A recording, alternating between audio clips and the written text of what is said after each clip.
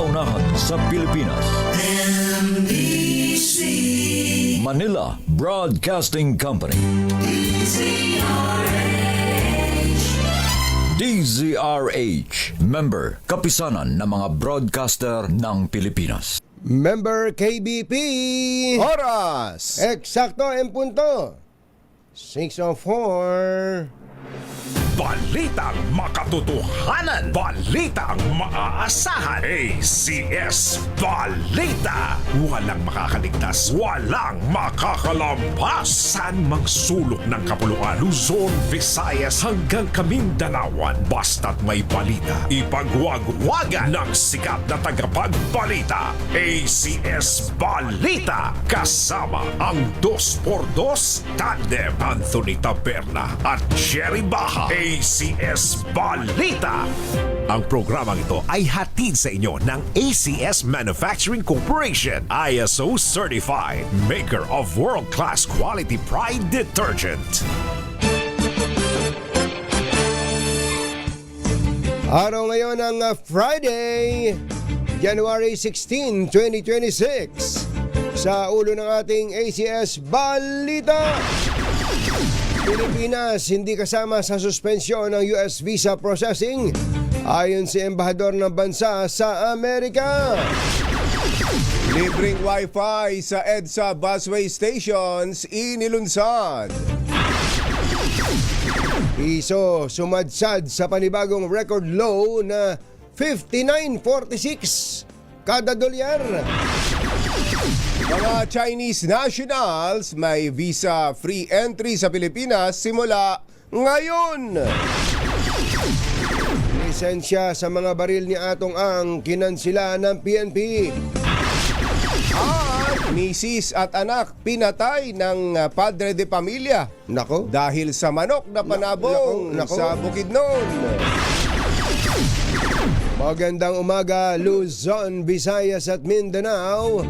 Good morning, Philippines. Hello, world. Kami po ang inyong mga tagapagbalita. Ito po si Jerry Baha. Ito po naman si Anthony Taberna. At ito ang... ACS Balita. Sa detalye ng ating mga balita, hindi kasama ang Pilipinas sa 75 bansang apektado ng pansamantalang suspensyon ng proseso ng US visa. Ito ang nakangiting ibinalita ni Philippine Ambassador to Washington, Jose Manuel Babes Romualdez. Reaksyon ito ni Romualdez sa report na sinuspende ng US State Department ang pagproseso ng immigration visa sa 75 bansa. Simula po yan sa January 21, kabilang dito ang Somalia, Russia, Afghanistan, Brazil, pati Brazil, Iran, Iraq, Egypt, Nigeria, Thailand, at Yemen. Thailand. Pati Thailand, ha? Tapos Pilipinas wala. Wala. Mukhang sumisiga ang Pilipinas, ha? Nilinaw ni Romualdez na hindi kasama sa suspensyon ang tourist at business visas. Bahagi ito ng direktiba ni US President Donald Trump na magkaroon ng malawakang pagrepaso sa mga asylum at green card o permanent residence permit na ipinagkakaloob sa mga dayuhan matapos masawi ang isang miyembro ng National Guard sa Washington, D.C. dahil sa isang Afghan national. Bukod dito, gusto rin ni Trump na masuring mabuti ang application upang matiyak na ang mga bagong immigrant ay hindi magiging pabigat sa social welfare services ng Amerika. So, ibig sabihin lang yan, tuloy ang visa processing dito sa Pilipinas. Ng mga Pilipino. Mga gustong magpunta ng Amerika. Kaya lang, marami pa rin ang dinideny. Ang haba pa rin ang pila ngayon. Oo, sigurado. Mahaba pa rin ang pila dyan sa US Embassy. So, hindi ibig sabihin na walk in the park na ang pag-a-apply ng US visa. Ngayong hindi tayo nakasama dyan sa suspension na yan. Tuloy pa rin ang money-making ng US pagpapagawa Embassy. ng poste ng US Embassy sa Pilipinas. Ayun. Alas 6:09 ang ating oras. Inulunsad ng Department of Information and Communications Technology o DICT ang libreng Wi-Fi sa mga bus stations sa pakikipagtulungan ng Department of Transportation. Sa ilalim ng Free Wi-Fi for All program, ang mga commuter ng EDSA busway ay bibigyan ng koneksyon ng Wi-Fi na may bilis na 40 hanggang 60 Mbps sa 17 istasyon. Available ang libreng Wi-Fi sa mga sumusunod na busway station: Balintawak, Yan. Kaingin, Fernando Poe Jr., Aba. SM North EDSA, North Avenue, Phil-Am QC, Quezon Avenue, Kamuning, Aba. NEPA Q-Mart, Main Avenue, Ortigas, Buendia, Ayala, Juan Ayala, Tramo, Taft Avenue at Ross Boulevard. Ayan. Ayon kay DICT Secretary Henry Aguda, ang basic services tulad ng transport and internet connectivity ay dapat sabay na umuunlad dahil sa panahon ngayon, ang internet ay hindi na luho kundi necessity Yan, o kailangan sa araw-araw na buhay ng mga Pilipino. Sinabi pa ni Aguda na 3 pang stations ng EDSA busway ang nakatakdang makumpleto ngayong taon, kabilang ang Cubao, Yan. Magallanes Yan. at Parañaque Integrated Terminal Exchange o PITX. 60 Mbps ang speed. 40 to 60 Aba, Mbps. hindi na masama yan, kumbatsero. Oo. Makikiangkas ka, libre. Libre. Libre to. Anong masama sa libre? Oo. Kumbaga habang nag-iintay ka ng bus mo, pwedeng-pwede ka na munang mag-ML, ano? Pwede bang manood ng Netflix yan? Kaya na ba yun, paring Ray? Netflix? Yung 60 Mbps, parang hindi pa, no? Oo, kaya makakapanood ka pero hindi Putol-putol. paputol-putol, parang gano'n, ano? Ayos, thank you! Muling bumagsak ang palitan ng piso sa bagong record low na 59.46 kontra dolyar, mas mababa sa 59.44 kada dolyar na foreign exchange rate noong Miyerkules, January 14. Ito po ang panglimang sunod na araw na mahina ang piso, na sinisi sa pagtaas ng demand ng dolyar at global uncertainties. Hindi naman naalarma ang Malacanang sa pagbaba ng halaga ng piso kontra dolyar. Sinabi ni Palace Press Officer Attorney Claire Castro na patuloy na nakabantay ang Bangko Sentral ng Pilipinas sa palitan ng piso kontra dolyar upang makakilos kung kinakailangan. Ayon pa kay Castro, sa ngayon ay kampante ang BSP kaya hindi pa sila dapat magkaroon ng intervention. 6:12, Engineer Tony Nanggel. Yan. 6:12 ang ating oras. Isa sa mga maagang bumabati sa iyo, kumbatsero. Si Engineer Tony Nanggel Hey, at si thank you. Miss Gina Yang. Maraming salamat. At si Mr. Peter Ko. Oras natin, Mr. Peter Ko. Lakyam chap dihun. Visa-free ang pagpasok ng mga Chinese national sa Pilipinas simula ngayong Biyernes, January 16. Ayan. Tingnan mo nga naman, itinaon pa talaga ngayon. Ayon sa Department of Foreign Affairs, Shawan, ayon sa Department of Foreign Affairs, sa ilalim nito, pinapayagan ang pagbisita ng mga Chinese sa bansa para sa tourism o business purposes sa loob ng 14 na araw. Valid ang nasabing pribilehiyo sa pagpasok sa bansa sa pamamagitan ng NAIA at Mactan Cebu International Airport. Kailangan lamang magpakita ang mga Chinese national ng pasaporte, confirmed hotel accommodation o booking at return o onward ticket sa susunod na destinasyon. Epektibo ang visa-free entry arrangement sa loob ng 1 taon. Alas 6:13 na ng umaga. Naimbaga bigat kada kayo amin na po. Agriin kayon, gising na. Inaprobahan na ni PNP Chief General Jose Melencio Nartates Jr. ang pagkansila ng lisensya ng 6 na baril na nakapangalan sa negosyanteng si Charlie Atong Ang. Inatasan din ng PNP ang kampo ni Ang na isuko na ang mga baril sa Firearms and Explosives Office upang hindi na maharapa sa karagdagang kaso. Ayon kay DILG Secretary John Vic Remulla, ay tinuturing ng most wanted. Matindi pala tong si Atong Ang ngayon. Oo nga, Most wanted. Oo. At ito po kasi daw ay armed and dangerous. Dahil sa pagiging mainitin ng ulo at pagkakaroon ng mahigit 20 armadong bodyguard. Ayun, ang matindi, Ayan. Naglaan na daw po ang DILG ng 10 milyong piso napabuya. 10 million pesos. Oo, ang laki ano. Oo, para po sa mga impormasyon sa ikadarakip ni Atong Ang. Ibinunyag ni Remulla na dati nang nanakit si Ang ng isang mambabata sa loob ng isang sabungan. Aha. Naalala mo ba ito, Kumbatsero? Oo, nabalita nga Sa dati. Roligon. Actually, ito ang dahilan kaya napabilis ang paglipat ko sa DCMM eh. Dahil sa nasa DCEC ako. Nagko-cover kami ni Dindo Amparo doon sa House Media, no. Nagpe-press con yung kinutusan nitong si Atong Ang, si Patrick Antonio. Naalala mo? Congressman Patrick Antonio ng Cagayan. Pero ano Cagayan. yun? Sika din yun. 90s pa yan nangyari. 1995, Kumbatsero. Pero mo yung nung time na yon, big time na siya. Oo, big time na siya. Siga na si Atong Ang noon. Nung paman, Kumbatsero. Nung nagko-cover tayo niyan, pagkatapos ng press con, walang nakapag-live interview kay Patrick Antonio. Isa lang. Si Anthony lang.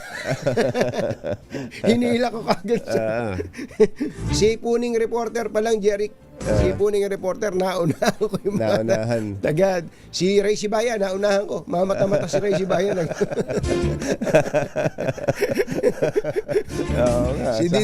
House Media. Si Dindo Amparo, mamata-mata din na gano'n. Sino ba yung bata na yun? Nauna. Ayun, kaya gano'n. Samantala, sinabi pa ni Secretary Remulla na may mga aktibo at retiradong ahente ng NBI at ilang tiwaling pulis ang nagsisilbing security escorts ni Ang. Ayun. Ba't ano ba yan? Allowed ba yan? Siguro. Alam nilang 20, magkaroon ng 20 armed bodyguards ang isang tao. Isang negosyante, no? Siguro kung meron mga naaaprobahan yung PSPG ba tawag doon? Yung Police Security Protection Group, ng PNP. Meron naman talaga. May ina-assign na police. Pero yung madami, kahit na meron ng mga bodyguards na kasama, tapos dadagdagan mo pa ng pulis at sundalo pa, yung iba. Yung iba, Marines pa nga Marines, daw eh. Diba? Medyo parang hindi kay Atong Ang. Sa iba natin narinig yung meron daw mga bodyguard na mga Marines. Media nga lang. Kaya nga, pinapayagan. Ba't pinapayagan yung gano'n? Hindi, dapat ma-review. General Nartates. Pakisuyo nga po. Baka naman pwedeng silipin ninyo yung policy dyan. Sino lang ba ang dapat na binibigyan ng proteksyon? At ang AFP ba? Pati AFP. Ay pwedeng magbigay ng ganyang proteksyon. At kung sakasakali man na hindi military, hindi police, kung civilian. Ilan ang pwede niyang pwede bang isang truck ang nakabantay? Isang batalyon na armed civilian bodyguards? Actually, magandang punto 'yan Kasi alam natin, bawal na yung tinatawag na private army. Private army na yan. Private army na talaga pagka gano'n nakadami.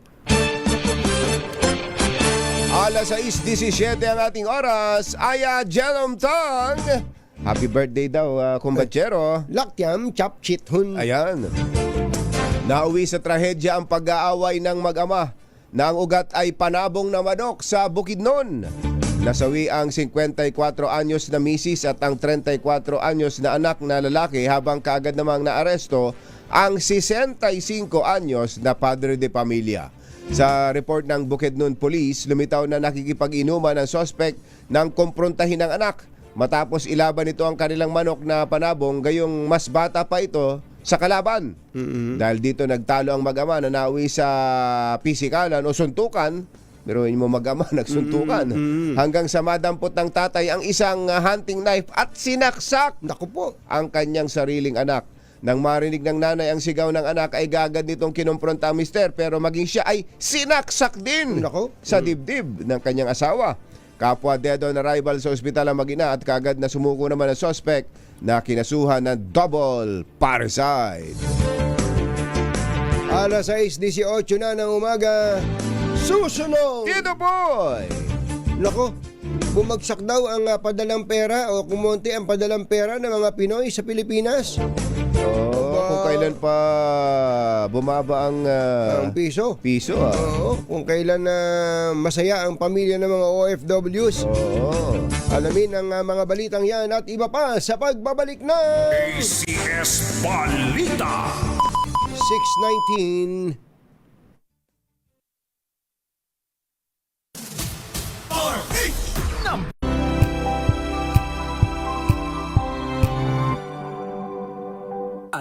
Walang balitang makakaligtas, walang balitang makakalampas, saan mang sulok ng kapuluan. ACS Balita! ACS Balita! Ang programang ito ay hatid sa inyo ng ACS Manufacturing Corporation, ISO Certified, maker ng world-class quality Pride Detergent. Hi, hi, hi! Maganda morning! Ano bang araw today, kumpachero? Today is Laundry Day Friday! Yuhu! At pag Laundry Day Friday, all you need is Pride Washing Machine Detergent. May triple stain away formula kaya tanggal ang makapit, madikit, malupit na dumit man siya, kaya easy ang labada.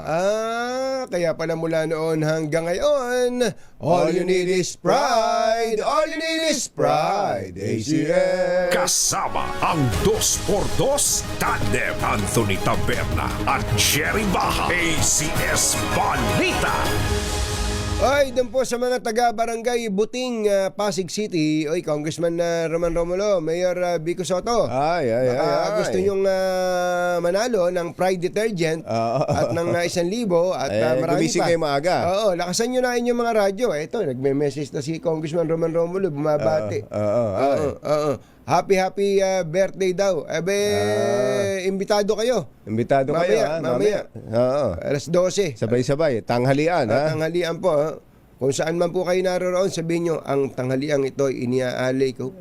Kay Katunying sa kanyang 36th birthday. 36th birthday. Ayan. So, yung doon po sa mga taga-Buting, Pasig, lakasan nyo na po ang inyong mga radyo o kaya telebisyon. At nang makita po kayo ng aming grupo dyan na namimigay ng mga regalo. Ayan. At ang ating Word of the day. Ready na ba kayong tandaan ang ating Word of the Day para manalo ka ng Deezer H Mini Component? Eto na! Ang ating word of the day para kayo'y manalo ng mini component Yan. na kailangan ng 4 na tao. Ayan. Para maiuwi ito. Tulad ng ginawa ni Kuyang Els Bartolome na magpunta rito at Talagang, mag-claim ng kanyang mini Mga component. matipuno pa daw yung Ay, mga galing nag-gym pa muna. Nag-gym Yung mga muna. yung mga pinapunta niya ditong 4 na kalalakihan. Ang ating word of the day ay bounty. Ang ibig sabihin po niyan ay manok. Na pag naluto ay nagiging chooks to go. ay Kuyang Ronald Mascareñas, Ninong. Ayan. Ninong mo, Ronald Ninong. Mascareñas. Wala na ba tayong chooks to go? Ayan, Sarsa chooks pa to lang, go. ulam na. Ayun, yun ang manok na hindi na kailangan ng sarsa. Alam ko pa rin, sarsa pa lang, ulam na. Ayan, magandang umaga po sa mga taga Bounty Fresh. Ayan. Bounty Fresh. Bounty Fresh. Agro. Ayan. Bounty Agro. Ito pala yung mga ibig sabihin ng bounty ay pabuya. Pabuya. Ayan, pabuya. Sa Ilocano daw, kumbachero, ang Ay, ano yun, balot? balot yun, Balot? Balot, oh. Hindi, Sharon yun eh. Yung balot. Sharon, balot yun eh. Yung take away. Gante. Gante. Ayun. Pabuya. Basta, pabuya. Pabuya, Alam na yan. natin yun. Yan ang ating word of the day. Kasama ang 2x2 tandem Anthony Taberna at Jerry Baja. ACS Balita. Alas 6:25 na ng umaga.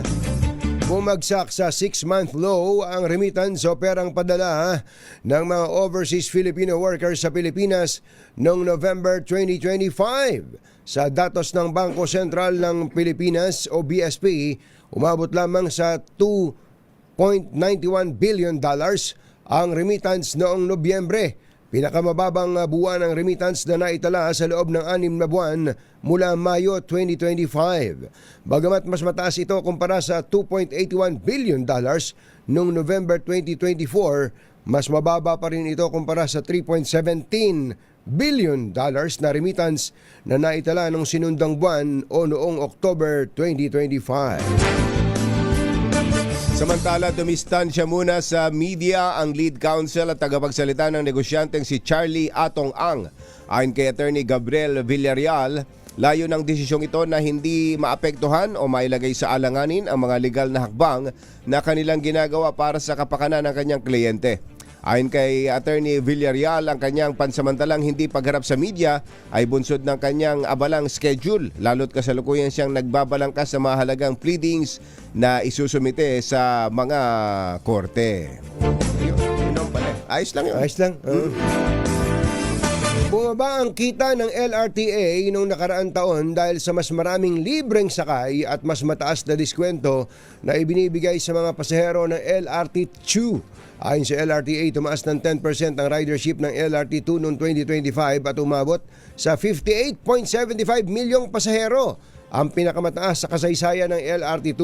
Gayunman, bumaba ng 2% ang kita mula sa pasahe sa tren nang mula 1.27 billion noong 2024 ay naging 1.25 billion lamang noong nakaraang taon. Tumaas naman ang sin tax rate sa sigarilyo, vape at alcoholic drinks ngayong 2026. Ayon sa Bureau of Customs, ang naturang adjustment ay bahagi ng multi-year effort para palakasin ang kita ng bansa at ibaba ang consumption ng health-impacting commodities. Ang mga distilled spirits ay papatawanan ng buwis na 74 pesos and 16 centavos per proof liter mula sa dating 69.95. At nasa 72.92 naman ang kada litro ng still at sparkling wines mula sa dating 66.91. Hindi rin nakaligtas sa buwis ang mga tabako at vape products.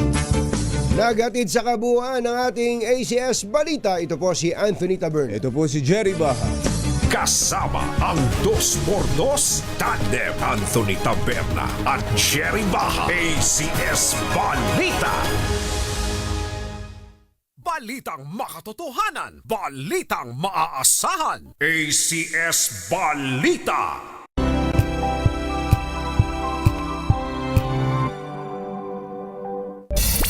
Humahagupit, lumalatay na komentaryo sa himpapawid. 2x2. Walang takot sa paghimay sa masalimuot na isyu ng bayan. 2x2. Humahataw na mga balita at impormasyon. 2x2. Ating damhin, ating lasapin ang hagupit na 2x2.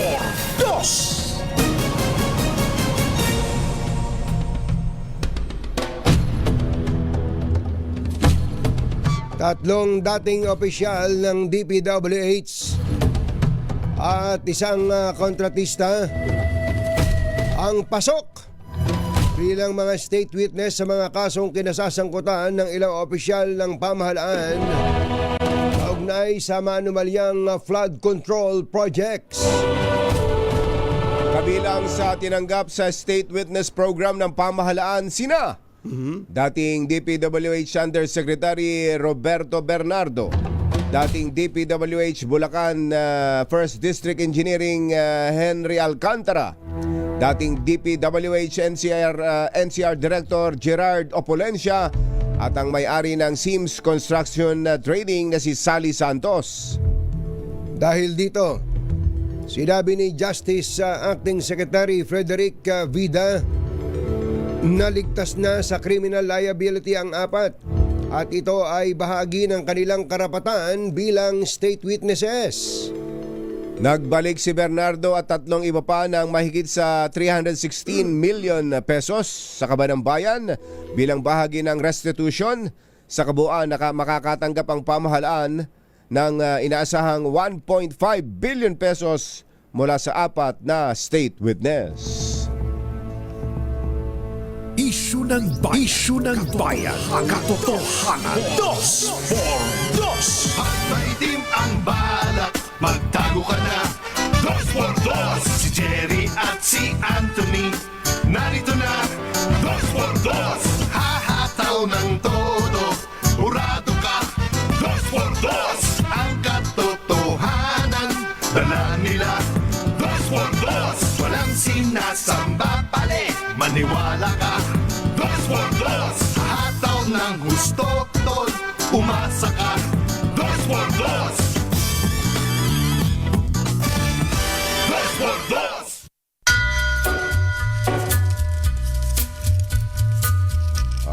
Hi. Maganda morning. Magandang umaga, bayan! Ito po si Anthony Taberna. Ito po si Jerry Baha. Muli pong sumasa inyo ang 2x2 sa umagang ito ng Friday! Yoo-hoo! Kumusta po kayo? Friday the 16th. Ayan, Friday the 16th. January 16. Pinapaalala po natin sa mga taga-subaybay ng 2x2 ang ating imbitasyon mamayang tanghali. Eksakto, alas 12 ng tanghali. Eksakto po, alas 12. Huwag ko kayo mawawala. Sa ating isang malaking piging. Napakalaking piging nito. Para sa 36th birthday ni Kumpachero. Ayan. Wala kayong ibang dapat na gawin kundi po sabay-sabay po tayong mananghali. Sa kanya-kanyang bahay. Sa kanya-kanyang bahay. At sabihin nyo, ito ay bilang pag-aalaala natin sa... Parang pumana. Para may tribute. Si Kong Ador Plato, Kumpachero. Kong Ador. Ninong, Kong Ador Plato. Bumabati ng happy birthday sa iyo. Salamat po. At siyempre si Ka Jerry Labasan, si Kabet, na maagang gumigising. At laging nakikibalita rin sa kanilang anak dyan sa Dubai. Sa Dubai. Uy, kumusta nga pala biyahe ng Pangulo sa Dubai? Mabilis lang. Napakabilis lang. Kumpachero, less than 48 hours yata yung biyahe na yon. Nakakapagod pero kailangan daw pirmahan yung mga agreement. Mga agreement. Sabi nga ni Katotoy. Mga kanyan, may defense agreement, may investment agreement. Meron especially daw yung free trade agreement. Free trade agreement. Yan daw ang first agreement na pinasok ng Pilipinas sa gitnang silangan. Aba, so historic pala ito. Kaya yung pagbisita na to ng Pangulo dyan sa Abu Dhabi. Hindi pwedeng hindi puntahan kahit na nakakapagod lang yung biyahe. Kahit mabilisan. Biroy mo 9 hours din yung biyahe. Yung aeroplano pa lang, yung travel time pa lang uubos na ng malaking oras. Tapos sandali lang doon. Sandali lang. Kunyan, Kumpachero, umalis siya ng Lunes. Miyerkules ng alas 11 ng umaga, andinin na. So, konti lang talaga. Sobrang bilis lang. Ang bilis.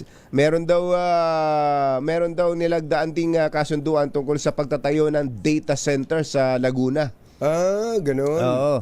Ayon kay Secretary Henry Aguda, ito raw yung DAMAC. DAMAC Digital. Ayan, nakapulong daw pala ng Pangulo itong mga executive. Baka Apple yan. Apple? Kasi Mac di ba? DAMAC. DAMAC. DAMAC Digital. DAMAC. Ayan. Isa pala itong pinakamalaking digital infrastructure and data center company sa buong mundo. Sa buong mundo. DAMAC. Gusto magtayo ng data center dito at meron pa raw isang nagbigay din ng nag-a-apply din ng makapagtayo ng data center dito sa Pilipinas, itong G42. Isa rin daw yung malaking kumpanya sa buong mundo. Na nakabase sa UAE na mag-create ng sandamakmak na trabaho. Alam nyo, maraming mga negosyante sa gitnang silangan ang naghahanap ng malalagyan ng pera nila. Totoo yan. Meron niyang sabihin ko na nga, may nakaklase itong si Ate Rosel sa atin sa Stanford.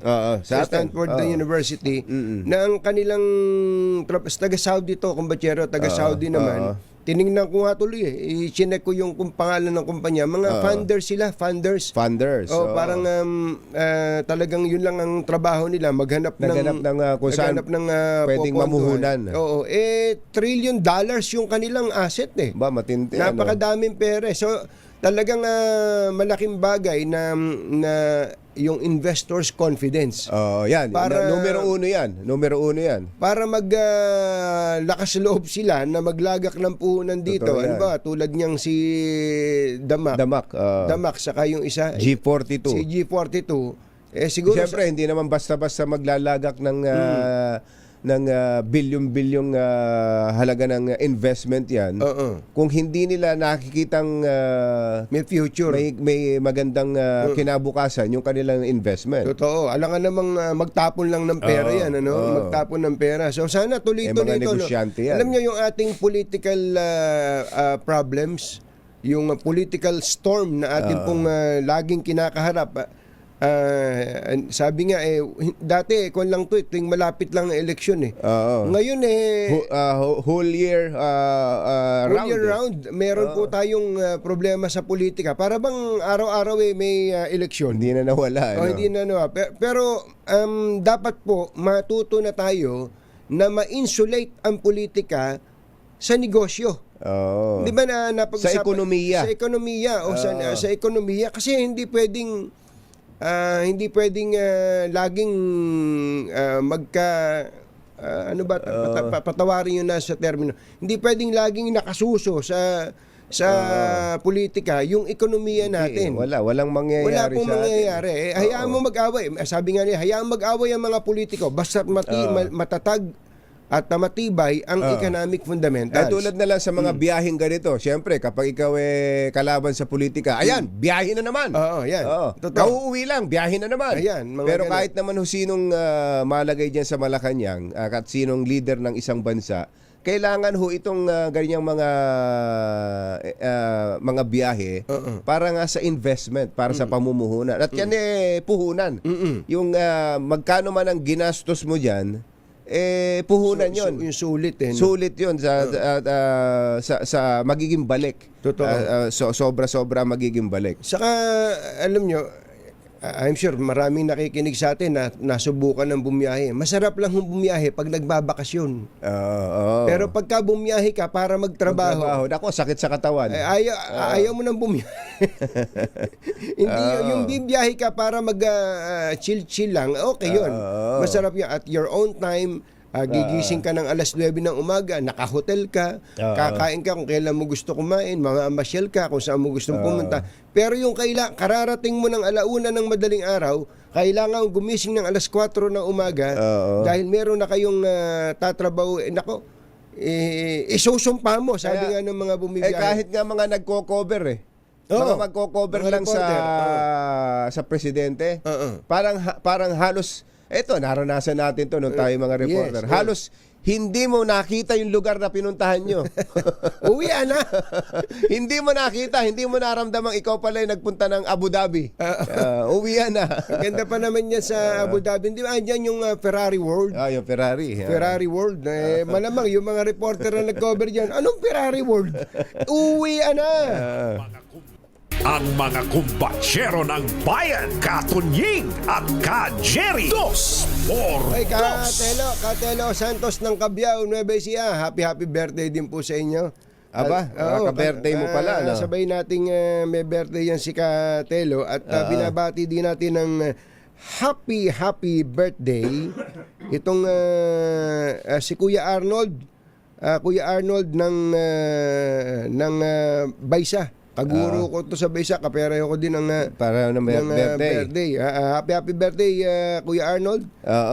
Mabuhay ka. So papalang ka-birthday mo si Mr. Henry Domino ng dyan sa PhilInvest 2, Quezon City. Aba. Birthday niya ngayon, binabati ng kanyang misis na si Christy at ng mga anak at mga apo. Ayan. Sabay kayo nagbe-birthday ngayon. Ayan. Ha? Maraming salamat din kay Ma'am Jessica Soho na nag-message sa atin. Ay, Ma'am Kapuso! Jessica Soho. Jessica Soho, maraming salamat at kay Aya Romel Sitin at sa lahat pa, pasensya na kayo kung hindi namin kayo itong Viber na to may kasalanan Alam kasi ng Alam, lumalabas lumalabas yung birthday mo yung pati. birthday. Sa isang banda maganda rin. Ibinubuko. Sa isang banda kong batsero, maganda rin dahil yung mga hindi mo nakakausap dati, malalaman, may dahilan para i-message ka. Ayan, tama. Oh. Thank you, Viber! Salamat. At si Doc Tony Liatchon, kumpatsero, ay bumabati rin sa'yo. Si Doc Tony nga palang nagreseta sa akin ng antibiotic agad. Ayun. Kala ko, niresetahan mo na may sarili mo. Hindi. Doc Tony, thank you ha. Thank you. Ayan. Medyo okay na. May sumasabit pa rin, pero medyo okay na. Doktor ng angka ng nating lahat yan. Doc Tony, thank you. The doctor Thank you. is always in. Mabuhay ka. Jerry Baja at Anthony Taberna sa 2x2 sa DZRH. Yung pong tamang balita, napaka-importante po niyan, 'di ba? Kapag ka naghahatid tayo ng balita, kapag nakarinig ka ng balita, ang unang mo reaksyon kung maganda 'yung balita, buti naman. Pagka nakarinig ka naman ng masamang balita, napakawalang yan naman yan. Talaga. So kumbaga, yung reaction mo. Ganito po ka-importante ang paghahatid ng tama at wastong balita. So, kasi ito po yung humuhubog ng ating opinyon. At ang totoo, yun nga nakaka-apekto pa sa ating buhay araw-araw kung paano tayo gagalaw araw-araw. Lalo na tayo, mga Pilipino, na sobrang passionate. sobrang passionate at masyadong ang isip maano sa politika. Totoo. Kahit na nasa barberya, nasa palengke, Ay, nako, walang pinag-uusapan kundi politika. Sinabi mo pa akong batsero. Kaya nga, sa panig naming mga taga-media, kami man ay taga-mainstream media, radyo, TV, dyaryo, at ngayon yung advent ng social media na marami na rin pong mga news website na naka-social media, no? Kaya nga nakakaakit yung PubMat Kung may mga short clips, mga reels, video, napaka-importante. Ngayon, meron pong lumabas na balita kahapon, may video pa. Kumbatsero. At sinasabi, meron daw pong isang napakagandang proyekto dyan sa may Ilocos Sur na magdudugtong sa Abra, parang sa Abra kumbatsero Ang napakaganda, ang hindi tinapos. Hindi tinapos. At hindi daw tapos. Nag-inaugurate pa daw dito dati, 2023. Tapos hindi naman tinapos. Kaya ang dating ng istorya, napakawalang yan nung taga DPWH na involved doon. Hindi tinapos. Ibig sabihin, kinurakot yung pera, yung pondo. Ganun kagad ang dating. Kami po ay gumawa ng paraan para makausap yung opisyal ng gobyerno na binabanggit na para bagang kaya siya tinanggal dahil sa siya nagwalang ya doon sa proyekto na yon. Mamaya po makakausap natin kung sino po siya. Oras po natin, Engineer Tony Nanggel, 12 minutes bago ang alas 7 ng umaga. RH number 1. Ang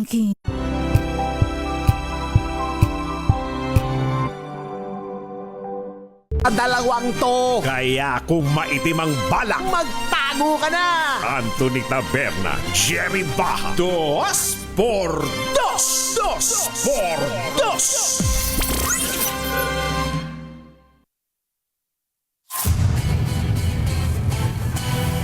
Ang pangalan pala nung tulay kumbatsero, tulay ba to o kalsada lang? San Quintin Bantay Road? Road pala. Tulay to kasi dalawang lugar ang pagdudugtungin. Dumadaan daw sa ilog yung mga tao Tulay nga. Kausapin nga natin si dating Regional Director Ronald Tan ng DPWH sa Region 1. RD Ronald Tan, magandang morning! Magandang morning! Magandang umaga po, Katonying, Ka Jerry. Happy birthday to yun po sa inyo, Katonying. Ay, maraming salamat po, RD. Kumusta po? May tanong lang kami. Ito ba tulay o kalsada lang? Ito pong binabanggit sa balita na bantay na sasakop na Ilocos Sur papuntang San Quintin at Langiden ay Abra naman po. Ito po yung combination ito po yung kalsada, siyempre may tulay kasi magko-connect po tayo ng Abra. Kasi dadaan po tayo ng Abra River. Kalsada, Kaya kombinasyon itong, ng kalsada tulay. Magkano yung Apo, kabuang halaga ng project, RD? Ito pong ang total na ito po nung aming i-propose yung project na ito, ang total funding na kailangan po dito para matapos ay umaabot po ito ng mga 1.1 billion. Malaki pala, ano? 1.2 billion. Gaano kahaba po ito? Ito pong ang kalsada po natin more or less mga 2 kilometers. Kasi ito po bagong kalsada, ito po dati bundok na atin pong inano ito, pinatag, bundok na to. At inayos yun, nasa kulang 2 kilometers po yun. Tapos yung tulay po natin, mga 5.10 linear meters. Nasa kalahating kilometro po na tulay. Itong gagawin po natin. At ito po yung nag-umpisa, 2020, at expected po namin kung maibigay talaga yung pondo na kompleto, matapos ito ng 2027. So hindi pa talaga expected na matatapos last year o ngayon, hindi po? Ay, hindi pa po. Kasi po, ang actually, ngayon pong 2026, alam ko, meron naman sagaan na 185 million na release. Yung 2027, kailangan pa na 193. Kung ma-release yun, matatapos yung project. Kung hindi siguro, ay baka hindi matapos. Multi-year project ko pala ito. 7 years na taon-taon, depende kung magkano yung pondong na ilalaan. Yes po. Kasi po, yan naman po kasi ang pagpapanding ng multi-year project. Nagpo-propose kami. Gusto namin tapusin ng 3 years. Pwede ng 3 years. Pero kung hindi naman bibigyan ng Kongreso ng enough na pondo, na-extend yung completion ng project. Yan po kasi, kaya po kasi nagkakaroon, dahil ang problema po kasi sa multi-year, pagdating po sa reporting kasi halimbawa kami po kasi nagre-report, may reporting kami based doon sa kung ano yung allocation sa isang taon per year, particular year, di ba? Kung halimbawa may binabanggit nga ako sa news, may 94.5 million na release. Hanggang ngayon hindi pa rin tapos, pero sa papel tapos na yung 94.5 million, di ba? Yung particular year po na 90.5 na release, particular year na 94.5 million, natapos na yun. Yung pinondohan ng 94. Nagawa na yun. Pero yung buong project, hindi pa. Yung kabuuan ng project, hindi pa po. Medyo misleading po pala yun. Kasi nakalagay yan po malimit na nagkakaroon ng mga debate at pagkakamali. Kasi alam po ninyo, very transparent ang departamento, ang DPWH. Sa particular year, halimbawa 2025, nakalagay doon, may budget itong ganito na 100 million. Pag natapos na nakalagay 100%. Pero sa multi-year po, hindi ibig sabihin nakalagay doon 100%. Kailangan ho natin balikan uli. Ano ba ito? Multi-year ba ito? O single lang ba ito? Single year? Di po ba? Pag sinabi, nakalagay doon sa report ng DPWH, 100% na. Pero pagdating namin doon sa field, 50% pa lang Ang pinag-uusapan pong reporting yung particular year lang na funding, 100%. Pero kumpara po sa kabuuan ng project, kung halimbawa po, sa kabuuan po ng project, katulad po nitong Bantay San Quintin Langidin na ito, sa kabuuan po ng project, 68% pa lang. Ang natapos. Ang natatapos. Kasi yung palang mga na-release na pondo. Kaya may kailangan pa kaming sa loob ng 2 taon, may kailangan pang 378 million to complete. Para ma-complete yung total project cost na project. Yun po yung ano dyan. Hindi, mabuti pala at kinaklaro nyo yun. Kasi imagine ninyo, doon pala sa reporting, baka may dapat baguhin doon sa reporting na yun, RD, di ba? Yung siguro yung nag-aano siguro, yun nung sa mga mga kababayan natin na titingin ng tungkol sa reporting ngayon. Hindi lang po pagdating dun sa ganun, natitingnan natin, 100% na pala. Tingnan pa rin natin na, ano ba, single year ba ito? Multi-year projects ba ito? May kasunod ka pang titingnan para hindi tayo nagkakamali ng pagbibigay ng impormasyon at nagkakaroon na agad ng hindi magandang kaisipan. Mabuti ho, diba? kaya ako po sinasabing mabuti na klaro natin yan kasi kung multi-year ang proyekto, halimbawa po, sample lang po ito kung 2 kilometro po ang kalsada, nag-release ngayong pangalawang taon na ng 50 million. Yung 50 million na yon ayon sa inyong pag-aaral, ang magagawa lang nito ay 1 metro lang. 100 metro, 100 metro. Pag nagawa niyo 100 metro, completed yon, na. 100%. Yung particular For the corresponding amount na ni-release o kaya inallocate. Opo. At i-report yun na completed. Yun po, yung parte. Kasi ang reporting po namin per year eh. Mag-report kami per year, pero may record po kami na nasa na kami. Magkano pa yung kulang namin. Magkano pa yung kulang. Kaya ipopropose pa po namin ito for the next kasunod na taon, kung anong ibigay sa amin. Yes. Gusto namin mababilis agad, pero hindi naman ho kami may hawak ng kaban. Depende sa allocation. Kundi sabi na, pag binigay ng allocation ng Congress. Ganito lang. Kaya kung kaunti lang nabigay, mag-a-adjust uli kami ng target dates namin. Natanong po ba kayo dyan nung gumawa ng istorya? Hindi naman po siguro. Dahil ako po, Katunying, sa totoo lang, ay December pa po yung nakabakasyon ako. Kasi may mga kailangan check-up, may kailangan ganito, bakasyon. At hindi na po talaga ako pumapasok mula pa noong December. Nakalib po ako na hanggang February pa. Apo. Kaya natanong kayo siguro, nalinaw ka agad. Natanong tayo. Pero imagine po yung kasi ang malimit, hindi lang naman po, ayaw naman ho natin bigyan ng mali siya. Kundi hindi lang naman po, marami pong nagkakamali talaga sa sistema pagdating sa reporting, pag tumingin sa Kagaya po, bigyan ko rin kayo ng example sa Ilocos Norte. Ito po. Yung meron po dyan na issue na Kabaruan Bridge. Nasabi on paper 100%, pero dun sa actual, poste-poste lang. Ay yung nag-post na ay may picture pa ng ating presidente. Diba? Hindi natin alam kung gustong lagyan ng Malaysia. Pero yung Kabaruan Bridge, ang total na allocation na kailangan para matapos ay 18 million. Ang na-release pa lang ay 28 million. Kaya may natitira pang mga 50 million para ma-complete yung project.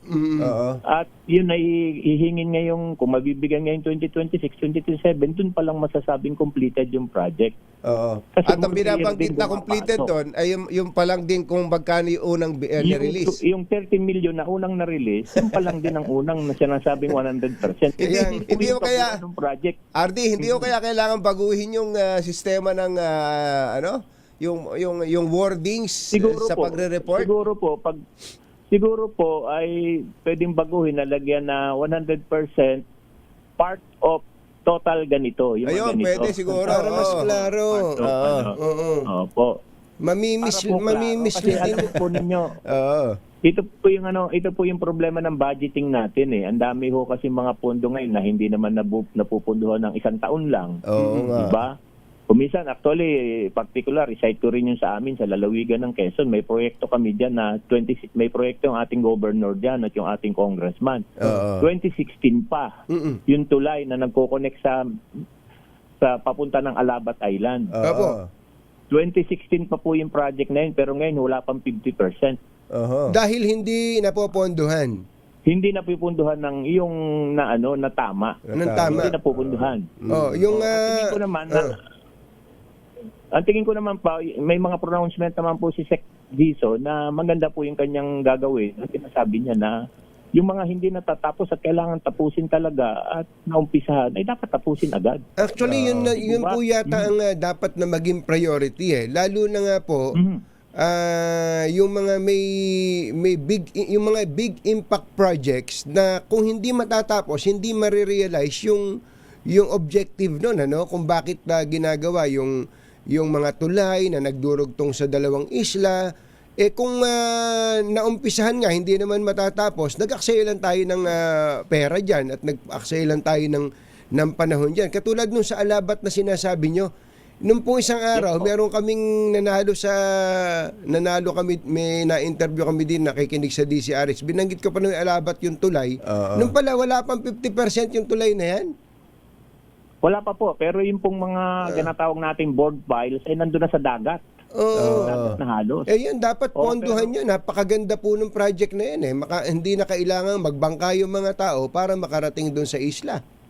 Yun po talaga kasi tama po yung sinasabi niyo sa ninyo kanina, Katunying. Yung investment po natin na inilalagay doon, sobrang tagal na, ang dami na. Kagaya din dito sa San Quintin, ang dami na nung investment pero hindi pa na yung benepisyo ay hindi pa nare-realize dahil nga sa tagal nung funding na binibigay. Alam ko na kung saan napunta yung supposedly ay pondo para diyan. Hulaan ko.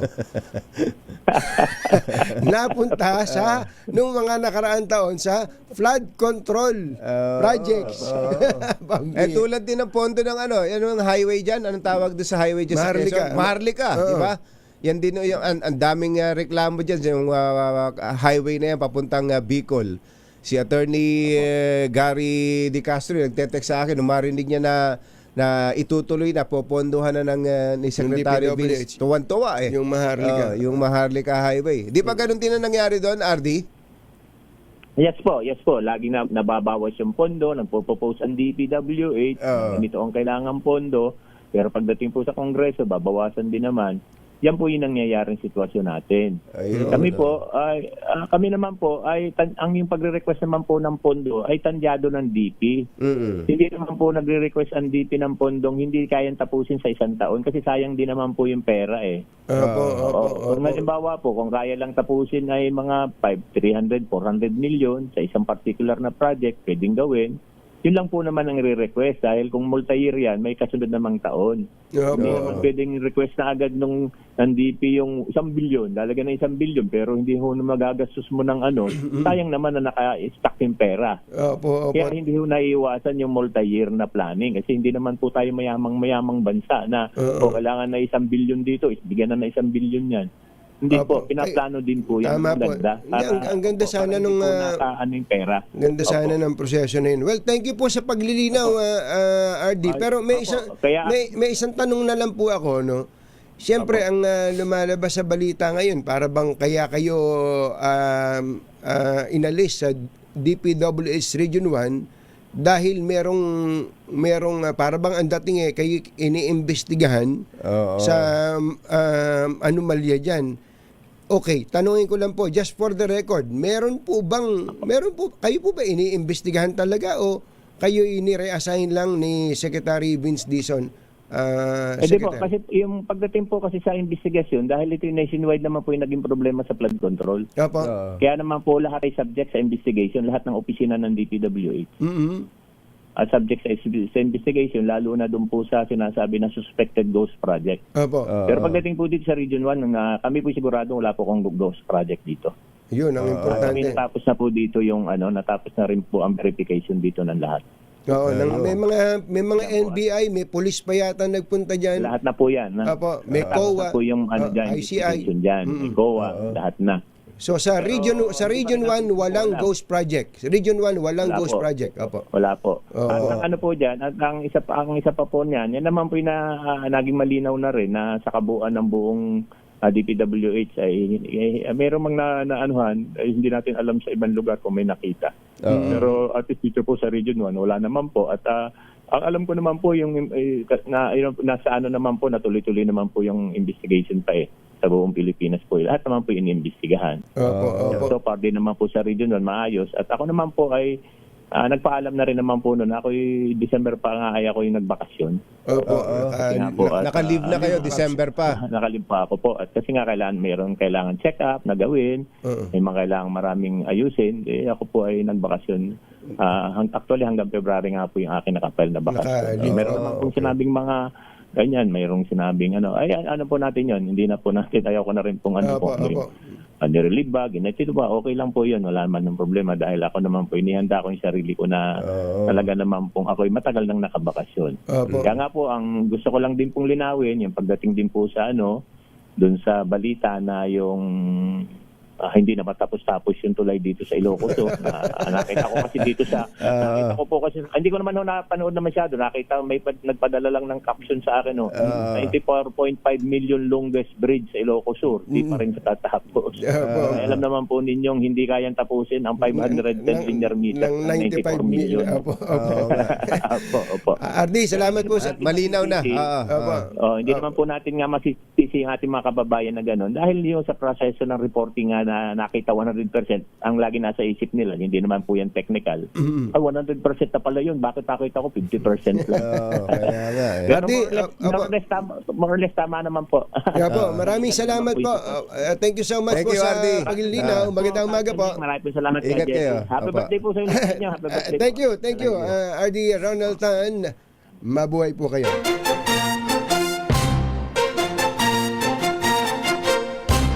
Katonying at Ka-Jerry. Anthony Taberna, Jerry Baha, ang samahang pinatibay na ng panahon. 2x2. Napaka-importante talaga, kumbatsero, ng tamang impormasyon. Hindi lang tamang impormasyon, pagbabalita. Tamang pagbabalita. At siguro, yung, sa parte ng gobyerno, ay tamang pag-uulat. Katulad nito, yung, di ba? Sa mga nagdidesisyon sa gobyerno at siyempre sa mga tao doon sa lugar na yon. Kung ikaw Ilocano, ikaw taga ron at mababasa mo ngayon na gano'n. Siyempre magngangalit ka rin. Magngangalit ka. Nung pala, kumpleto ang construction nung portion lang na yun. Na may perang napinondohan. Na napondohan. Tama ka, kumbatsero. Ay, nako. Saka, hindi lang naman yan ang problema ngayon sa isyong pinag-uusapan. Yung binabanggit ngayon ni Senator Ping, yung coordinates. Yung coordinates. Isip-isipin mo, nagdeklara tuloy ang gobyerno na may 421 flood control projects na ghost dahil dun sa coordinates na mali pala. Kaya nung tiningnan ng mga NBI, tiningnan ng mga taga-ICI, andito naman yung project andito naman, nung nagkaroon ng joint validation, nakita nila, nandito, bakit sabi dun sa report ay wala o ghost. Ay doon na nagka-problema dun sa coordinates. Anak ng bakang dalaga. Kumbatsero, pag bills ang usapan, parang walang katapusan yan. Ang hirap Yung iba-iba babayaran mo. Yung iba-iba pupuntahan mo. Iba-iba pa ang due date. Naku, kung saan-saan ka talaga mapapadpad. Aminin na natin, kumbatsero. Sayang ang oras, sayang pamasahin, pero ngayon, hindi na kailangan yan. Meralco, current o overdue, pati PLDT, Signal, SSS PhilHealth, Pag-ibig, lahat yan nasa Bayad Centers, Bayad Agents at Bayad Partners na malapit sa inyo. Kainaw naman pala. Isang lakad lang, bayad na lahat. Abay, tipid na sa pamasahe, tipid pa sa oras. Yan ang practical, yan ang diretso serbisyong hindi ka paiikot-ikutin. Oo. At kung bayad ang pag-uusapan, yan yung dating Bayad Center, no? Correct. 28 years na po nating kaagapay ang Bayad Center sa mga bayarin ng mga Pilipino. Kaya basta bills payment, piliin mo ang tatak na matagal na, Tatak Bayad. Supervised by the Bangko Sentral ng Pilipinas. Kauna-unahan sa Pilipinas. NBC Manila Broadcasting Company. DZRH, member, kapisanan ng mga broadcaster ng Pilipinas. Balitang bagong-bago. Balitang dapat alam mo. Balitang magdadagdag ng talino. Dahil bagong impormasyon, makibalita. Unang-una sa DZRH. Pangunahing balita. Kasama ang 2x2 tandem nina Anthony Taberna at Jerry Baha. Sa ulo ng ating mga pangunahing balita, DILG nag-alok ng 10 milyong pisong reward para madakip si Atong Ang. PNP humirit ng red notice sa Interpol laban kay Atong Ang. Executive Secretary Ralph Recto at dating PhilHealth President Ledesma kinasuhan ng plunder at malversation sa Ombudsman. Tatlong dating opisyal ng DPWH, isang kontratista, pasok bilang mga state witness sa flood control scandal. Senador Jinggoy at Bong Revilla kinasuhan ng plunder ng NBI sa DOJ. At bilang ng mga nasawi sa gumuhong Binaliw landfill sa Cebu, umakyat na sa 26. Magandang umaga, Luzon, Visayas at Mindanao. Good morning, Philippines. Hello, world. Kami po ang inyong mga tagapagbalita. Ito po si Jerry Baha. Ito po naman si Anthony Taberna. At ito ang... Pangunahing balita. Bago lang tayo magbalita sa pangunahing balita. Magbigay muna tayo ng kwarta.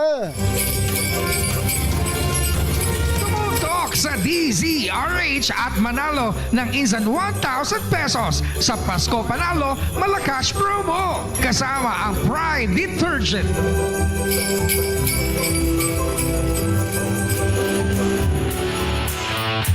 Sa Barangay Buting, may binubuting-ting si Sherwin Alfaro. Aha. Sherwin, go, go, go! Happy birthday to you. Aba, Happy birthday Shortcut na. Oblong to. Ayan. Ayun, Katon yung sinanay na Aba, may nag-blow cake ng pa cake dyan, mo. ha? Ay, Pero may nanay. pakita kami dito. Siyempre dahil birthday mo, Katon yung, kailangan matikman natin na cake na yan. Yan, ha? atindi. Ayan, o nanay. O nanay, o. Ang first slice para sa'yo. Ayun, o. Kasama nanay. Ang sarap. Maraming salamat. Happy birthday po! Hindi. Happy birthday. O, di ba? May pakik tayo rito. May pa-cake Dahil pa, birthday mo. Oo. Ano bang At- cake yan? Ano bang cake? Egg. Egg pie. Egg cake. Ayan, egg cake. Parang egg cake, ang sarap. Oo nga. Oo, di ba? Wala bang diabetes si nanay? Ay, wala. May diabetes ba kayo? Wala po. Wala. Oo, Ayun. libre yan. Pwede, pwede yan. Sana all. Kayo din, makikuha na kayo rito. Oy, Bigay ni Katunying to. magpakain na kayo dyan. Kumain. Ayan. Dahil mga kapitbahay, bigyan niyo mga kapitbahay. Ayun. Birthday po ni Katunying! Ayan. Ito, Ang dami na yung mga nanonood. nagpapakain ng egg pie, oh. Halika kayo. Ayan o. Tikman niyo po, birthday ni Katunying. Oh, may mga alagang aso Mga pa. alagang aso pa. Birthday po yan ni Katunying. Ha? Birthday po. Ano? Happy birthday! Happy birthday! Happy birthday, Katunying! Happy birthday. Happy birthday po, Katunying. Ang daming bumabati kay Katunying dahil birthday ni Katunying. May Ano mga- masasabi niyo kay Katunying? Salamat po. Happy birthday. God bless. O yung mga dumadaan, hindi ka. Birthday ni Katunying. Bihira ka. Oo, birthday ni Katunying. Oo, para sa inyo yan. Ano? Ang tulog. Oh, Ang galing pa yung talaga. Katunying. Ilang Ayun, slice? Baka kulangin yan. Ilang slices ba yan? At ang dami mong napakain? 28 slices. Grabe. Dami. Tinaliit. Pero, eto talaga masipag na manood at sumubaybay sa'yo, Katunying. Kaya sabi na noon, nung araw na lumipat kayo, talagang nakatutok siya sa TV. Maraming salamat Opo. po. Ano pangalan mo, nanay? 64 po. 64. Ang ganda ng pangalan niyo, ha? Parang number. Ano po? Ano po ang first name doon? 6 o yung 4? Ang ganda ng pangalan niya, ha? Parang Ano daw? number. 64. Talaga po, ang pangalan nyo 64? Ay, Ami Villarosa. Ami Villarosa. Ami po. Ami. Ami. Gusto mo? Ate Ami. Si Ate Ami, tignan mo yung cellphone niya. Oh, basag-basag na nga eh. Oh, may Basag-basag picture na. mo pa. Yan ang picture mo pa. May picture ko. May picture ko. Haish. Haish. Koreano ka dun ha. Amuje. Dahil sino paborito mo announcer sa radyo, nanay? Jerry Baha at saka si Tony Taberna. Maraming salamat. Kaya, dahil dyan, meron kang 1,000 pesos. Yan, para sa'yo, nanay. Si nanay, Maraming Nanay- salamat. ano ulit pangalan niyo? Ami Ami. Villarosa. Si nanay Ami, nagbabantay ng pasyente dito sa bahay na ito. Pero yung habang nagbabantay siya, para nalilibang sila, pinapanood niya yung kanyang pasyente ng DCRH. Yung kanya, tingnan mo, yan. Asan, may TV ba dyan? Meron na yan. Yun. Ano yan? tignan mo. Cable o YouTube? Table ba yan? Cable po. Cable. Ano channel? Ano? Channel 3. Ayun. Channel 3. Anong cable yon? Ano cable po ito? Ay, hindi ko po alam. Basta yun. Pag dilipat niya sa Ito, channel, sa yun na listahan yun. mo dyan. DCRH. Mga bata po ang Cable ng link mga channel. Cable link. Cable link. Cable link. Cable link channel, channel 3. Ang DCRH. Maraming salamat, Ate Ami. Sino ba yung Maraming salamat din sino po, ba yung sir. Maraming salamat po sa inyong lahat. Happy birthday po Sino ulit. ba yung Korean na nandyan sa cellphone mo? Sino yan? Si Lee John Syok. Si Lee Jong Sok. Sa Sumarino. Saan ba dito yun? Saan ba? Anong pelikula? Anong pelikula yun? Dr. Stranger. Dr. Dr. Stranger. Stranger. Magaling yan, magaling yan. Maganda yan. Idol lang. Siya yung may tatay na napunta sa Korea, yung tatay na doktor, yung ba yan? Opo. Yun. North Korea, Kabisado. napunta sa North Korea. Napanood natin pareho yun. Ayos, thank you, Ate Pero Ami. kailangan makuha yung ating mini component. Ayan, Ano po sige. yung ating word of the day? Ano daw? Ano yung word of the day? Boundy. Yun, no. Kailangan tatandaan mo yun dahil chooks to go. Chooks to go. Nakuha mo ating word of the day. Eto, meron ka Diesel H mini component. At syempre, meron ka rin Diesel H Medyo Noche basket para sa Chinese New Year. At ang pinakamalaki, pinakabago, pinakamabango, ang Pride with Fabric Conditioner Korean Strawberry Bloom Detergent Powder with Stain Away Formula. 2 kilo yan, kaya lahat ng lamahan, ubus yan. Maraming salamat po. Yun. Nanay Maraming salamat Ami din po Villarosa. sa inyo lahat. Thank you. Thank you. At sa mga nais manalo ng 1,000 pesos lagi dumutok sa Diesel H, baka kayo na susunod na ating winner sa Diesel H Pasko Panalo Promo kasama ang Pride Detergent. Aris number 6, Sherwin Bata Alvaro, Diesel H. Happy birthday, Katunying! Salamat. Yay! Thank you, Sherwin. At thank you kay Nanay. Maraming salamat Ate- po.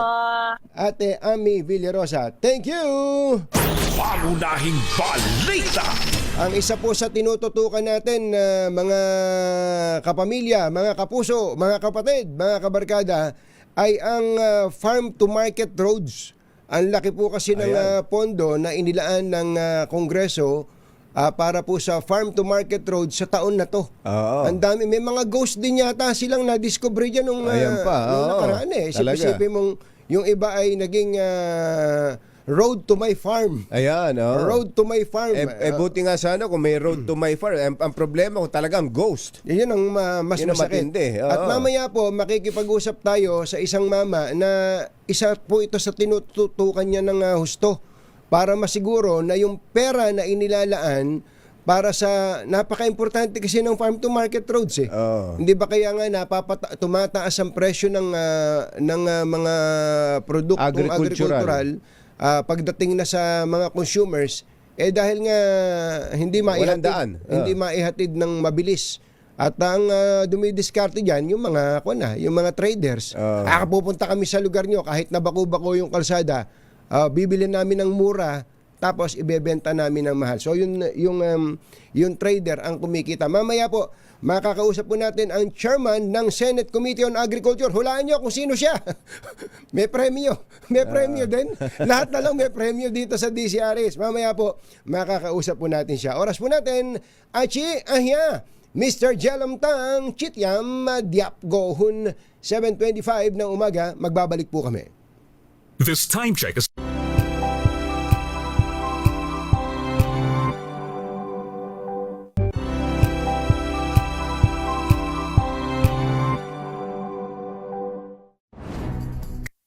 Pangunahing balita.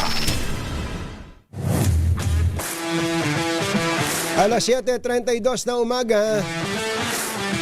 Bachero.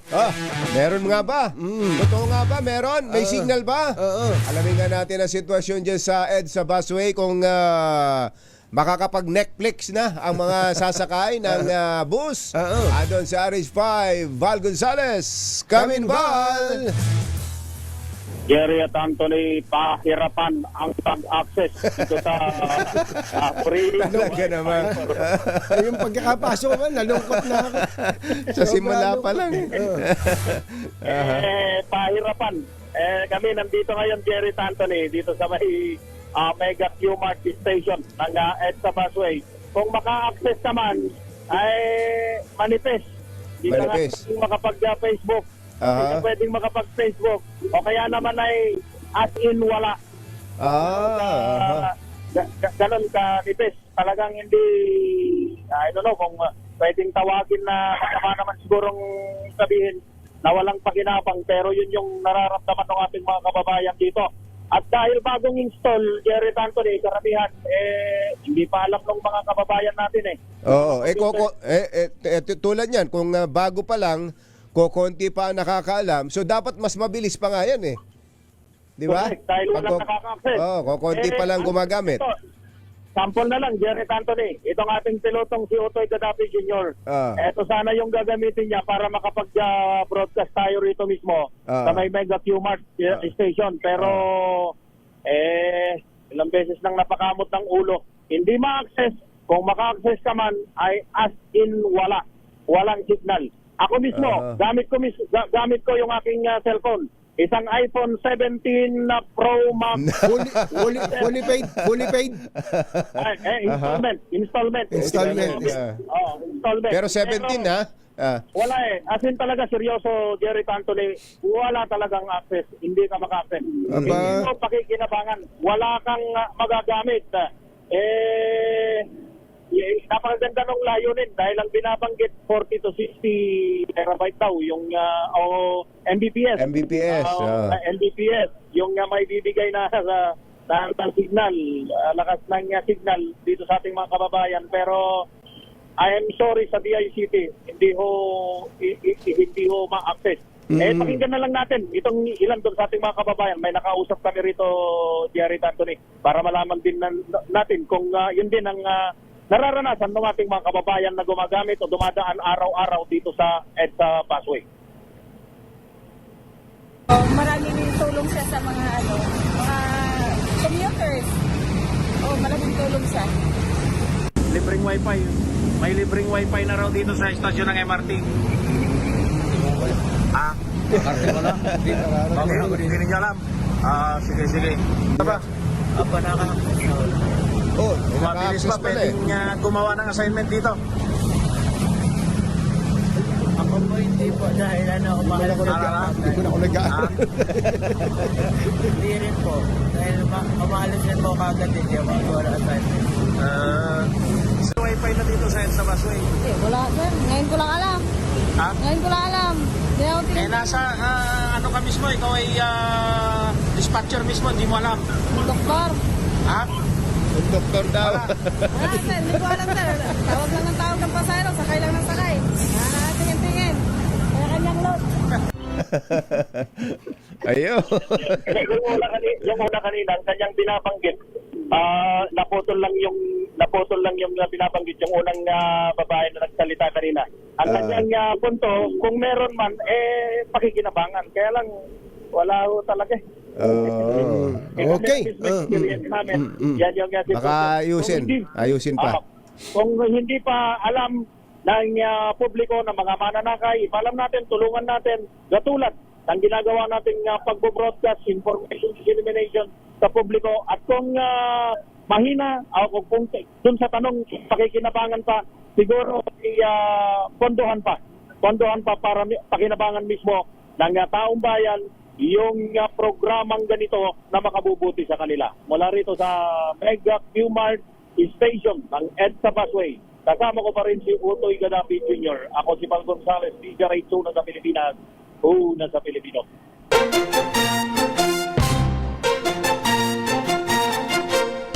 Katonying at Ka-Jerry. Anthony Taberna, Jerry Baha, ang samahang pinatibay na ng panahon. 2x2. 2x2.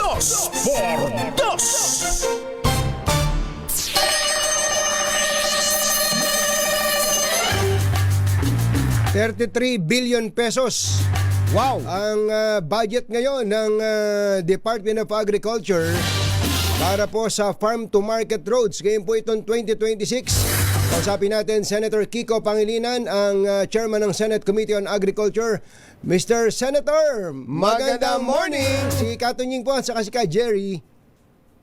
Ay, magandang umaga sa inyong dalawa at unang-una sa lahat, happy birthday, Katunying. Ay, maraming salamat po.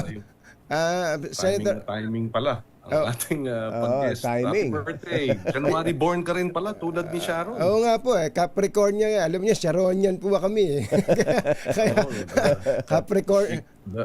The January born's the best, syempre, dahil misis ko yan kasama dyan. Wag kayong maingay, si Jerry pagka July po sabi niya, July borns are the best. Ganun naman talaga In advance. Opo, okay. Senator Kiko, unang-una po, gaano karaming farm-to-market roads tong 33 billion? Parang unprecedented tong ganito kalaking pondo, no? Yes, dahil malaki ang backlog ng kakulangan ng farm-to-market roads sa ating bansa.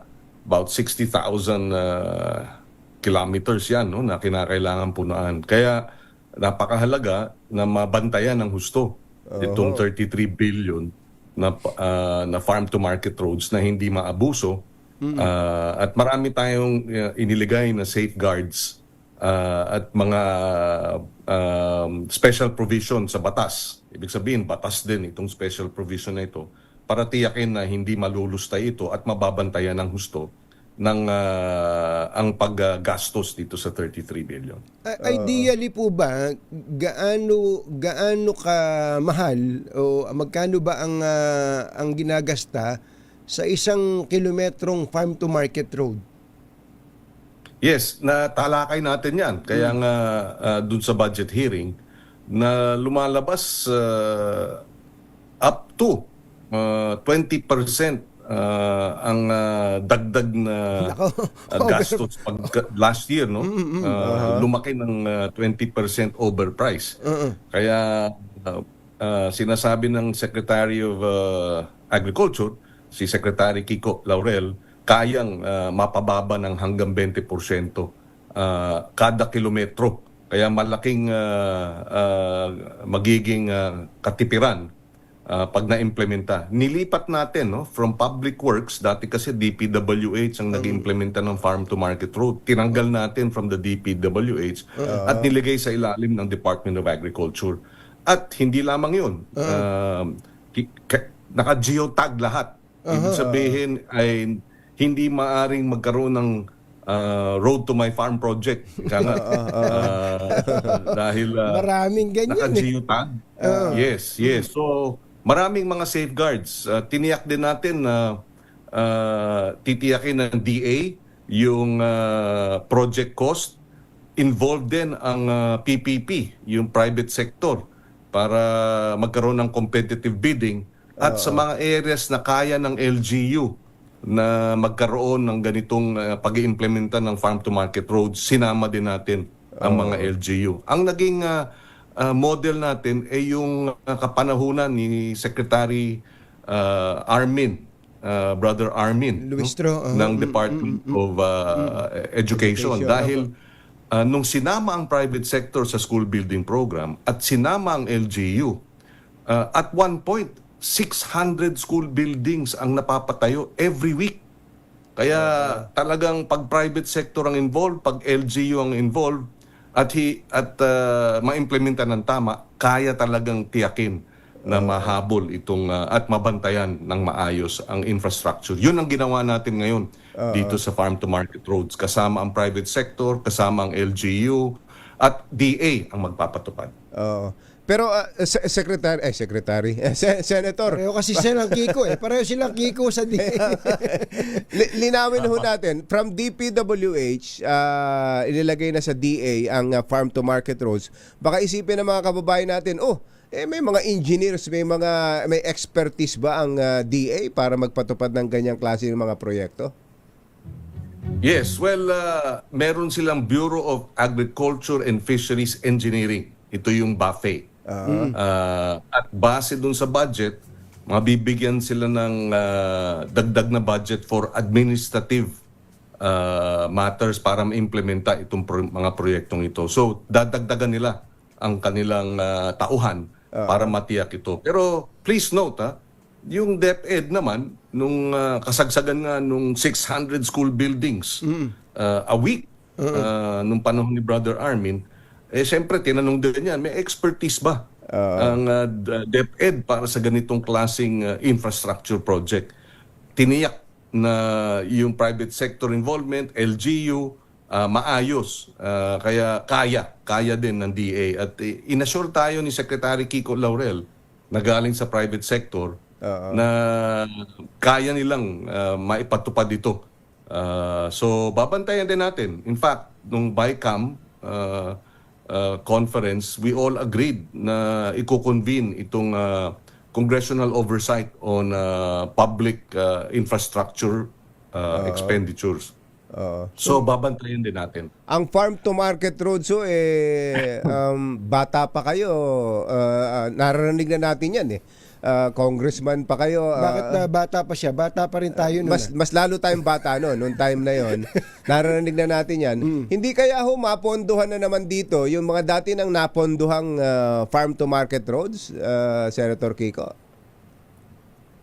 Well, sabi nga nila, maaaring magkaroon pa rin ng kalokohan, pero pag binabantayan natin ay mas matitiyak na hindi mangyayari ito. In fact, kasama sa pagbabantay ay special provision on citizens participatory audit.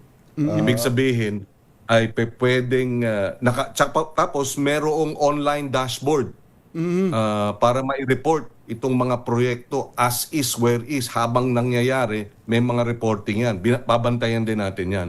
So, we have put in place several safeguards para talagang matiyak. At sana, palagay ko naman, pag itong pakiusap din natin, at siguro warning na rin, na tayo mismo bilang chairman of the Committee on Agriculture, hindi tayo papayag sa kalokohan. Babantayan natin yan. Kaya, sabi nga, wag na nilang subukan. Dahil makakatikim sila.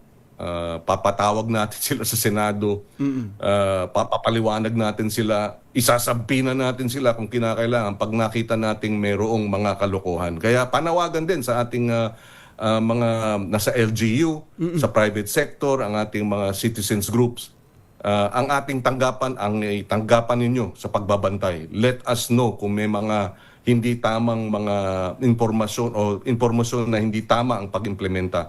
Babantayan natin yan. Kaya ang panawagan natin sa mga mag-iimplementa nito, wag nyo nang itangkang gamitin itong mga pondong ito para sa kurakot, at dahil hahabulin namin kayo. Yung pong location ng farm to market roads, sobrang importante po yan. At nabanggit na nga natin kanina, baka nagawa na ng farm to market dati, tapos uulitin pupondohan na naman, tamang bantayan yun. Pero yung quality, may standard na po ba tayo niyan kung gaano kalapad, dapat ba gaano kapal, para po yung ating mga kababayan na nakikinig sa atin ngayon, makikita na rin na ito mukhang sablayang kapal nito mukhang bukas ampaw to meron po ba kayong napag-usapan diyan as to the width and yung kapal nga mismo ng kalsada, at anong klase, aspaltado ba yan o sementado ba dapat yan?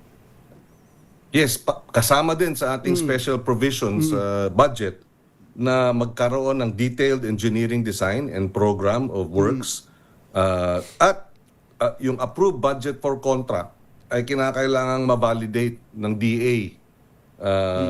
Yun na nga, titiyakin yung account, prevailing market price, standard unit cost, site-specific conditions.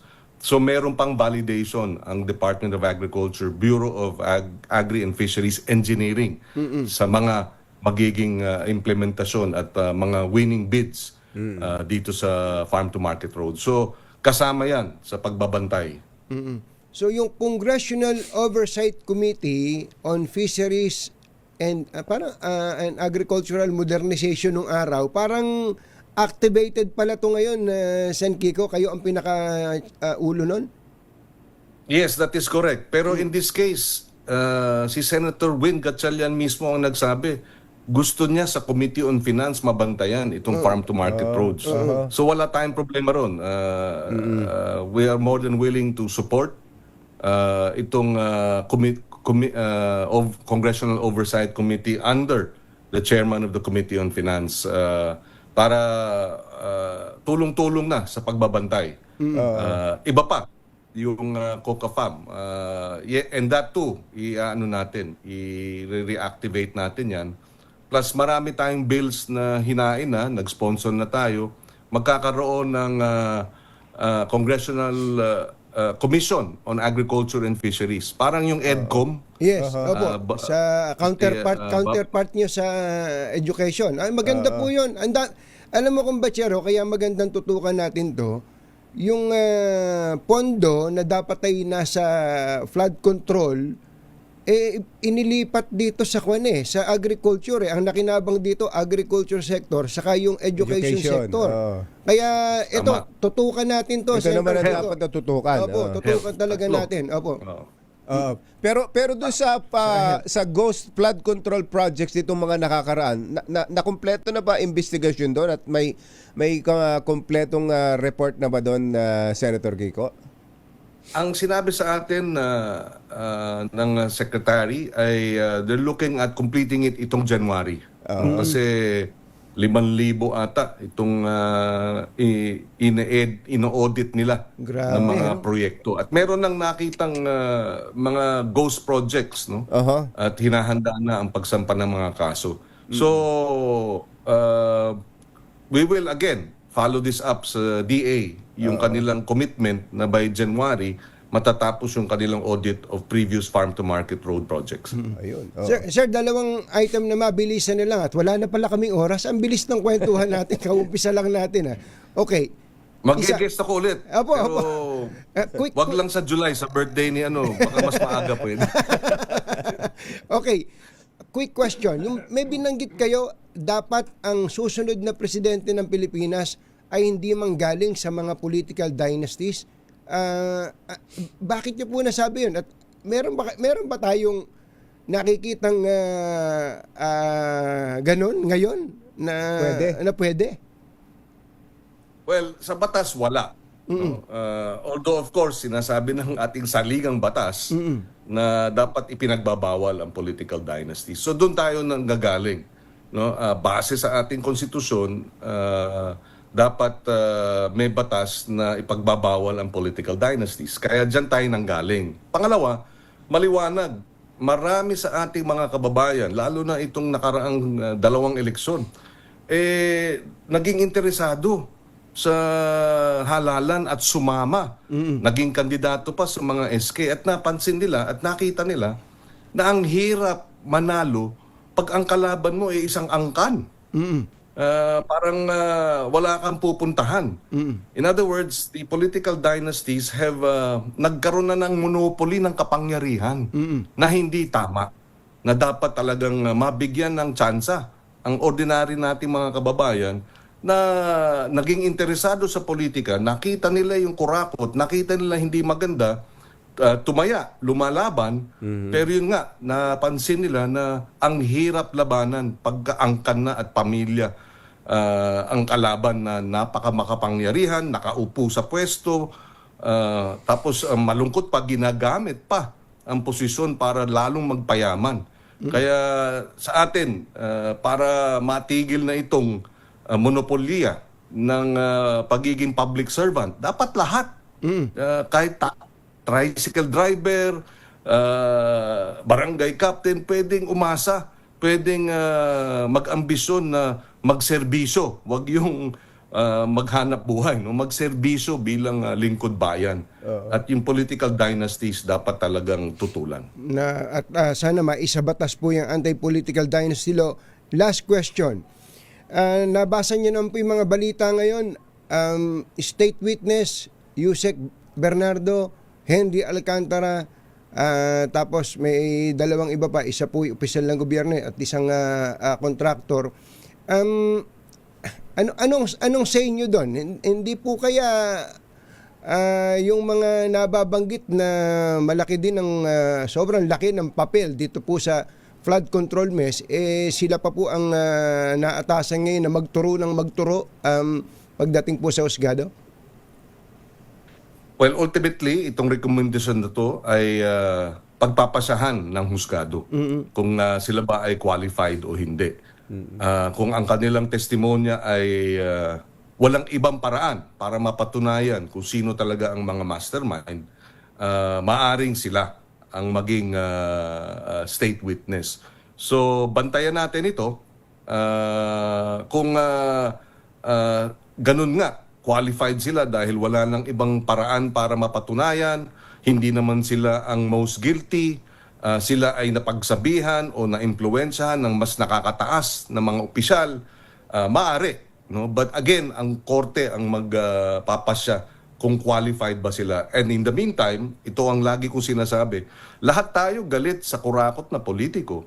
Lahat tayo galit sa kurakot na public works. Pero nung inabsuelto, yung ilang mga nakasuhan ng plunder dati, parang wala tayong galit sa mga mahistrado. Kasi ang punot dulo nito sa huwes mapupunta lahat ito hindi ba? So dapat bantayan natin. Hindi ko naman sinasabing magalit tayo sa hudikatura, pero dapat tuunan din natin ng pagbabantay ang hudikatura. Nung mga nakarang mga absueltong kaso, sino ba yung mga huwes na yun? Bakit hindi sila kilala? Bakit walang pangalan? Na-promote pa. Ayun, pag politiko, pag nasa public works, kilalang kilala. Pero yung mga nag-aabsuelto sa hudikatura, para silang hindi natin alam.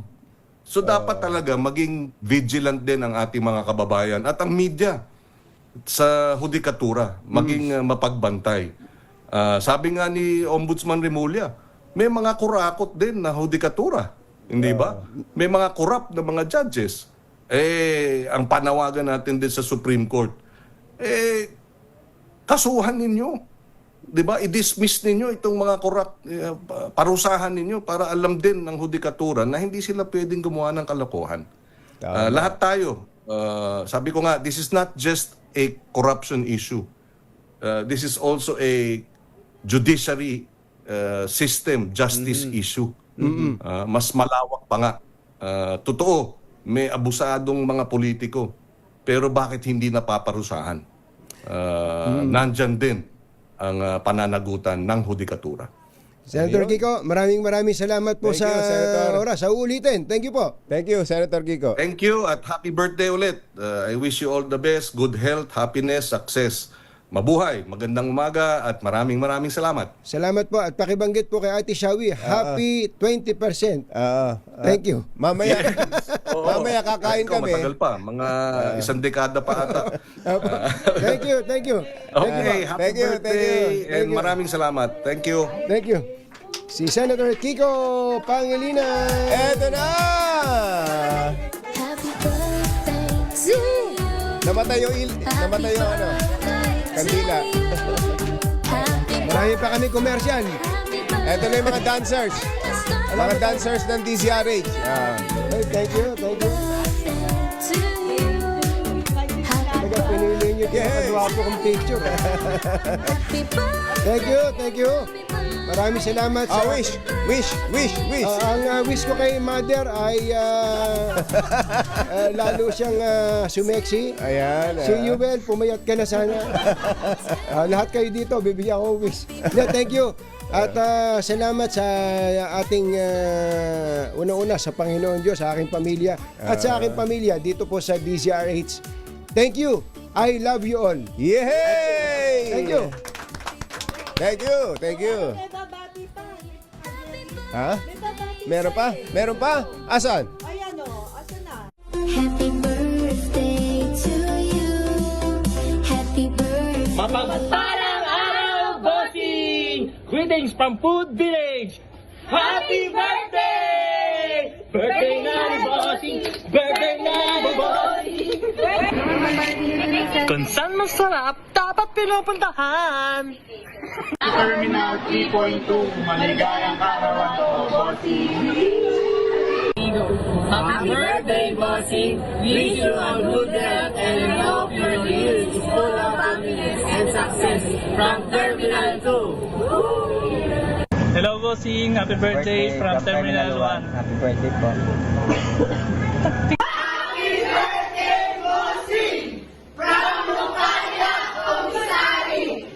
Ito, komisari. Ako dito sa Katunying, Visayas. Oh, Visayas. Yun, meron pang...